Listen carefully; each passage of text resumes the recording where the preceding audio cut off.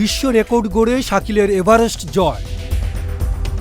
Everest জয়ের record অনেকেই করেছেন, তবে ইকরামুল হাসান শাকিল যেটা করেছেন সেটা শুধু বাংলাদেশ নয়, বিশ্বের কেউ এর আগে করে দেখাতে পারেনি এত কম বয়সে। সি টু সামিট শীর্ষক শাকিলের এবারের অভিযান ছিল পদযাত্রা করে সবচেয়ে বেশি পথ পাড়ি দিয়ে সবচেয়ে কম সময়ে সমুদ্রপৃষ্ঠ থেকে এভারেস্ট জয়ের বিশ্ব রেকর্ড। শাকিল যা করে দেখিয়েছেন সর্বকনিষ্ঠ হিসেবে।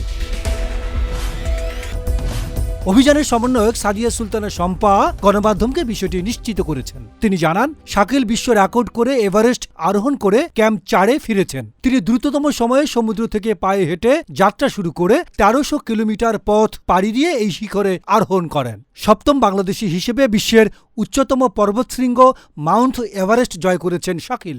এর আগেও আরও 6 জন বাংলাদেশির পা পড়েছে মাউন্ট এভারেস্টের এই চূড়ায়। তারা হচ্ছেন Musa Ibrahim, M A Muhith, Nishat Majumdar, Wasfia Nazrin, Khalid Hossain O Babur Ali. Desk report, গণমানুষের আওয়াজ।